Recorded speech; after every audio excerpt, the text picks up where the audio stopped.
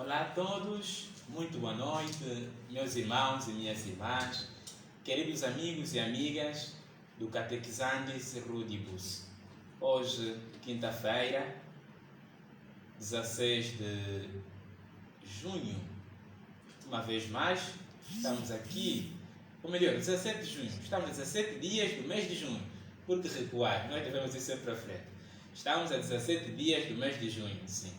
E estamos aqui para, mais uma vez, refletirmos em torno da vida daqueles que enfeitam a Igreja de Deus, daqueles que fizeram diferença no mundo, daqueles que, para que os outros fossem felizes, sacrificaram as suas vidas. Portanto, hoje vamos falar da vida de São Geraldo de Magela. São Geraldo de Magela é o santo protetor das mulheres gestantes, das mulheres concebidas. E para nos falar deste homem, também temos aqui alguém que, por sinal, deixará deste santo. Temos o teólogo Geraldo Colino. Ele, que é seminarista do Instituto Missionário do Amor Misericordioso do Coração de Jesus, nos vai falar deste grande homem, São Geraldo de Magela. E é assim que nós passamos a palavra ao nosso irmão para que, com a oração inicial, dê início à nossa rubrica de hoje. Muito obrigado pelo convite, pela vossa palavra. Em nome do Pai, do Filho e do Espírito Santo. Amém. Senhor Pai Santo, concedei que as almas possam encontrar a vós por intercessão dos santos que trilharam a sua vida segundo a vossa vontade. Glória ao Pai, e ao Filho e ao Espírito Santo. Agora e sempre. Muito bem. São Geraldo a ser destacado por alguém cujo nome é Geraldo. De facto é uma coincidência, e quando me foi passado o convite, eu estava assim à procura, mas que santo poderia falar? Então o Espírito Santo disse: você mesmo tens o nome. Qual é o nome mais que poderia dizer, se não mesmo aquele? Então é assim que fui investigando. Dentre os nomes daqueles mais belos, Deus pronunciou então meu nome, São Geraldo. Mas São Geraldo, vou falar de São Geraldo de Magela. Então São Geraldo, um menino jovem, nasceu numa localidade, assim, em Muro. Muro é uma pequena cidade, né? Uma pequena aldeia na altura, em 1726, no sul da Itália, cuja mãe Benedita, uma mãe muito piedosa, muito cristã, que introduziu e levou o seu filho nesse seguimento de Cristo. Aos 14 anos, ele perdeu o pai, e conhecendo a realidade, então, eram apenas poucos irmãos, ele passou a ser o eremo da família, isto é, o consolador, a esperança da família. Perdendo o pai aos 14 anos, ele não ficou desesperado, porque graças à força do Espírito Santo, a sua mãe, bem como a igreja que ele frequentava, manteve-lhe ainda mais firme, mais convicto daquilo que poderia seguir. Então foi assim que, aos 19 anos de idade, ele, apaixonou-se por esta vida. Queria ser, digamos assim, queria servir a Deus mais por perto. Inscreveu-se, fez uma candidatura para entrar na comunidade, na congregação dos capuchinhos. Infelizmente não foi aceito, por razões várias. E ficou na verdade triste. E durante esse todo o tempo ele estava à procura do sentido da sua vida. Então, de lá para em diante, a partir dos anos, depois de 2 anos depois, com os seus 21 anos, ele queria ser eremita, porque o seu desejo era ardente demais de querer estar mais próximo de Deus. Queria ser eremita, e sabemos muito bem, o eremita é aquele que se afasta da vida social para seguir mais de perto Deus, indo no deserto, né? E de facto ele fez essa experiência que lhe valeu muito, bastante. Como eremita, ainda pequeno, muito jovem, né? Estamos a falar dos 21 anos de idade, começou a descobrir esse rosto de Deus, este fascínio de Deus, né? E ele tinha uma mente brilhante, e todos os dias eu peço até a ele para que me dê também esta mente, muito brilhante de quê? Ele capta muito bem as coisas. Aprendeu a carpintaria, a escultura, a alfaiataria, dentre os outros ofícios, porque ele tinha essa paixão, esta vontade de seguir por perto. E outra coisa, quem segue o caminho de Cristo, quem quer se identificar com Deus, a mente se abre para aprender qualquer coisa. Então, depois ele volta em Magela, né? Volta na sua cidade, estamos a falar do Moro, ele volta, e ao regressar, vamos voltar um pouco à história, né? Aos 14 anos, ele passou a aprender o ofício da alfaiataria. Neste ofício, o que se destaca é a sua capacidade, primeiro, de aprendizagem, depois a sua humildade, a sua entrega para o trabalho. Não obstante o seu mestre, digamos assim, desprezo, né? Pronto, tem que fazer isso assim duramente, mas ele com aquela simplicidade, com aquela humildade, sempre soube obedecer. Este é um dado muito importante, a obediência. E foi assim com 4 anos depois, estamos a falar dos 14, mais 4, né? Mais 4 anos, aprendeu ao ponto de abrir a sua própria alfaiataria. E o que ele queria? Trabalhar para o bispo. Passou, pronto, foi consultando os amigos, disse, olha, é melhor não, pá. Isso depois pode não te render, né? Podemos assim dizer em nossas palavras. Mas ele sempre tinha esse desejo, mais do que servir o bispo, é estar mais próximo de Deus, porque o bispo, como sabemos, é o representante, né? da comunidade cristã, é o representante de Cristo, é o pai espiritual, e estando a trabalhar com ele, São Geraldo via isto como um modo de se aproximar mais a Deus. E conseguiu, foi alfaiate de bispo, né? Então, estamos a falar dos anos 1740 e 34, 36, nestes anos, ele passou a trabalhar como alfaiate. E, o bispo, na verdade, não lhe pagava pelos seus trabalhos, mas mesmo assim ele estava ali. Por quê? O que lhe interessava é estar mais próximo de Deus. Em pastoral, os irmãos, hoje diremos, não bem assim os neocatecumenados, né? Mas, além do nome de neocatecumenados, tem um nome que os jornalistas que me façam recordar. Os irmãos... Diga? Não é discipulado.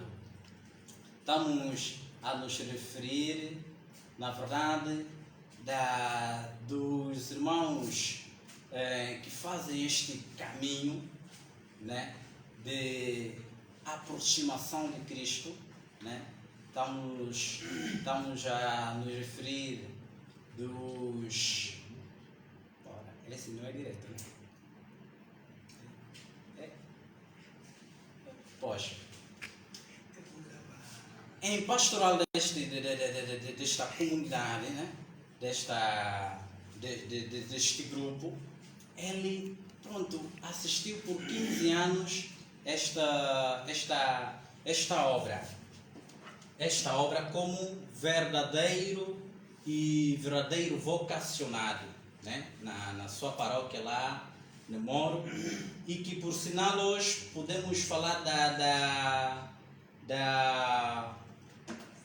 da sua entrega, né, particular, daquele momento mais chamativo da sua vida, né, que lhe fez se aproximar muito mais de Deus. Então, aqui os irmãos que me referia, na verdade, estamos a falar dos redentoristas, né? Durante a pastoral dos redentoristas, eram por média de 15, faziam pastoral na sua paróquia. E foi acompanhando de perto, e viu o carisma, viu o modo como é que os redentoristas, os irmãos, se aproximavam aos fiéis. Então sentiu, na verdade, esta luz, esta chamada. Foi assim que se escreveu, fez este desejo de entrar nos irmãos redentoristas, que foi muito bem aceito. Entrando nos irmãos redentoristas, estamos a falar já com os seus 21, 22 anos de idade, conheceu então o seu mestre, Santo Afonso. E a história não para por ali. Como redentorista, é ali onde começa agora o seu munus, digamos assim, salvífico, né? A sua paixão pelos pobres, né? A sua paixão por todos aqueles que necessitavam. Jovem, menino que era, todos os pobres o seguiam, todos os pobres iam ao seu encontro e ele os atendia como irmãos, dava tudo aquilo que eles necessitavam, dentre os quais, né, dentre essas coisas, estamos a falar dos bens materiais, né, e sobretudo a capacidade de acompanhamento, digamos assim, espiritual, conselho. E outro dado que se destaca em São Geraldo é o acompanhamento particular que ele sempre teve para com as meninas que saíam da casa de formação, né, para a vida religiosa, né, aquelas que, chegam ao postulantado, chegam ao noviciado, ou ainda mesmo no aspirantado, saem. Ele acompanhava de perto e sabia orientar essas moças, essas raparigas, e muitas delas até voltavam e chegaram até a vida consagrada. Mas também, dentre todos esses factos, conheceu uma jovem, o nome de Lídia, que, a própria concupiscência humana da carne parece que tinha se apaixonado por ela, digamos assim, entre aspas. E como ele não consentia assim tão claramente, porque ele estava muito bem, queria seguir de Deus, bem de perto a Deus, esta menina viu-se como se desprezada. Então, inventa uma calúnia ao seu mestre, escrevendo uma carta que, Geraldo teve digamos assim, relações imorais. E isto, de facto, quando chega ao seu mestre, Geraldo foi chamado para justificar sobre a acusação. E ele, o que ele manteve? No silêncio. No silêncio não porque consentia de que aquilo era verdade, mas no silêncio porque queria. E ele estava convicto de que Deus responderia por ele. Né? Responderia por ele.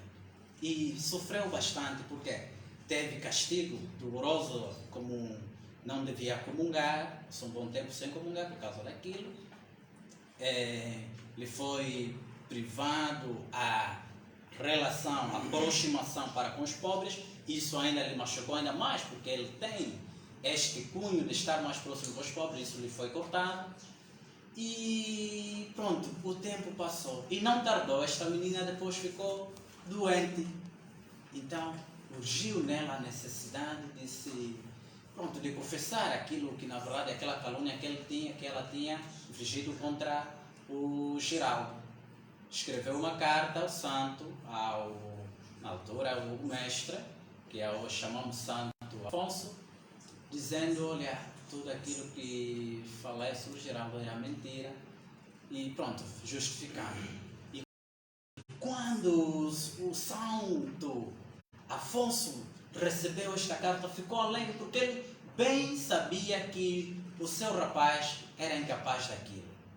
E Geraldo, quando lhe foi comunicado isto, ficou tão contente, tão feliz, não porque a verdade chegou à tona, mas porque afinal de contas poderia voltar a comungar, né? E ele ficava horas e horas de joelhos prostrado ao Santíssimo, em adoração ao Santíssimo.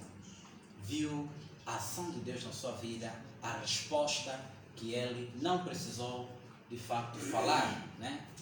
Deus respondeu por ele. E ali continuou a sua vida. Um facto muito importante a destacar, e porque que chamamos então santo dos partos felizes, o famoso, digamos assim, santo das gestantes, das grávidas. Por quê? Porque ele sempre teve uma atenção muito particular para com as mulheres grávidas. Aquelas mulheres que, não sabiam depois de estar grávida o que é que vai acontecer. Ele esteve sempre aí a acompanhar. E um dos milagres foi de uma rapariga que, estava a sofrer bastante na sua vida, e por um lenço, Geraldo lhe disse: olha, guarda este lenço, que isso será útil para você algum dia. E ele guardou, a menina guardou. E passou 1 ou 2, 3 anos, e passou justamente no momento em que ela estava concebida para dar à luz. A gravidez era uma gravidez de risco. A menina se recordou então das palavras de São Geraldo, de que aquele lenço lhe seria útil. Foi assim que ela, utilizando aquele lenço, ela sentiu-se protegida, não é?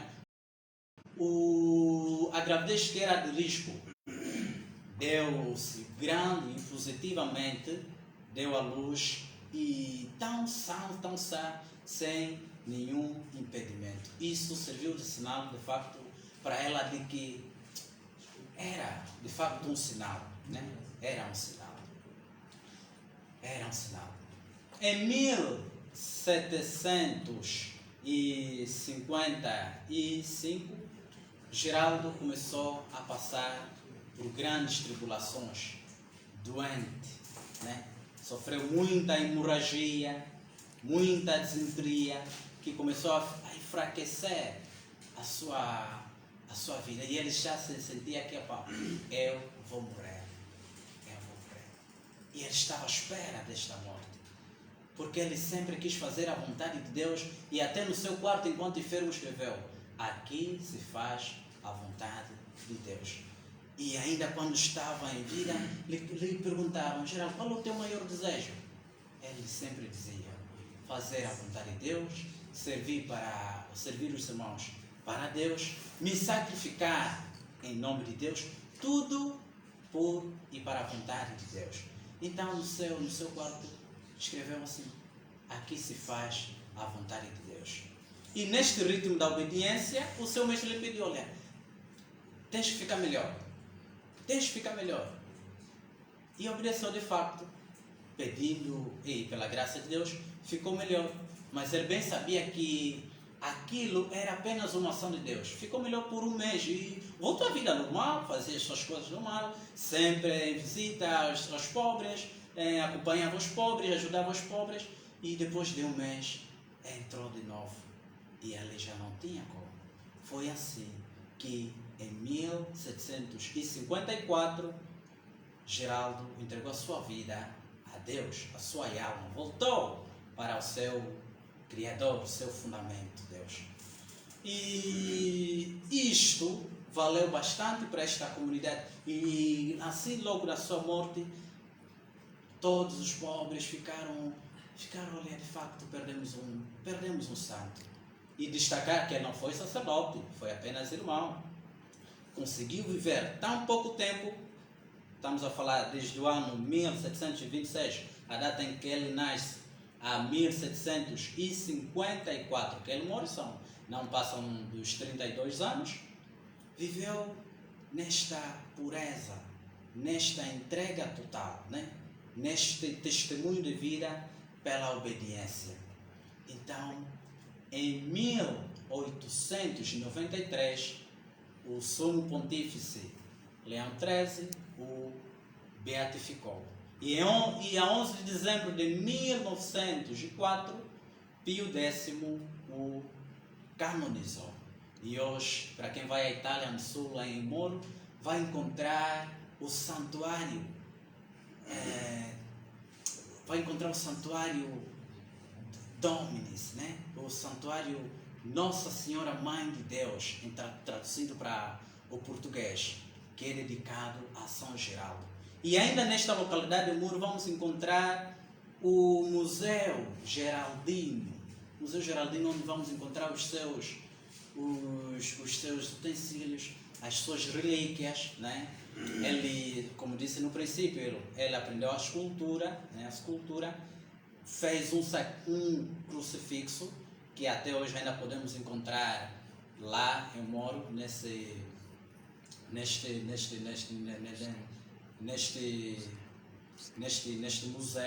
museu ainda podemos encontrar.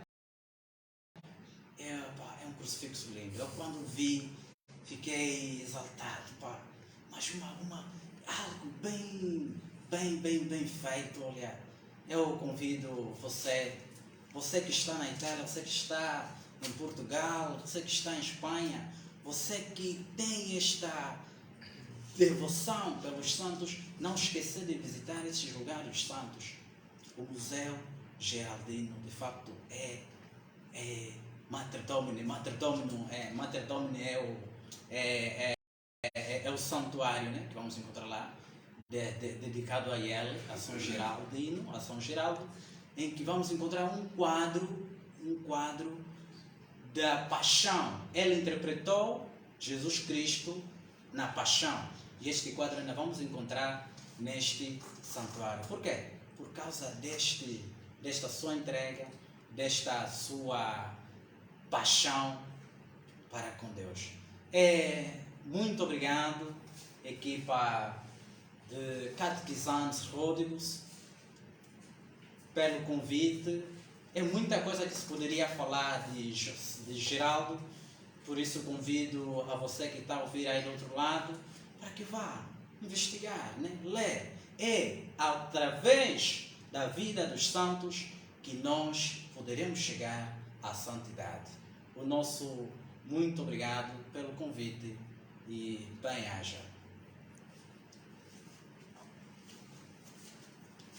Então, agradecemos também ao nosso irmão teólogo Geraldo, que nos falou de São Geraldo.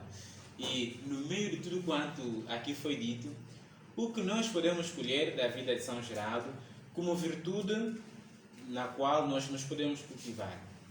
A obediência. A obediência é a marca daqueles que nada têm de maior valor do que Cristo. E a vida de São Geraldo é exatamente um exemplo disto. Por isso, meus irmãos e minhas irmãs, para não mais nos alongarmos, resta-nos somente deixar as dicas que temos estado sempre a deixar, comentar, partilhar, inscrever-se no nosso canal do WhatsApp, ou seja, do YouTube. E no vídeo que agora está a ser emitido, na sua descrição encontraremos lá o canal do YouTube e podemos nos inscrever e lá poderemos encontrar muito mais informações, muito mais catequeses. Então, não se esqueçam, estamos juntos e até a próxima. Chamamos uma vez mais o nosso irmão teólogo Geraldo para então fazer a oração final. Em nome do Pai, do Filho e do Espírito Santo. Amém. Senhor Pai Santo, nós agradecemos pelo dom da vida, pelo dom da vocação. Vocação pela vida, vocação à vida matrimonial, vocação à vida sacerdotal, à vida religiosa.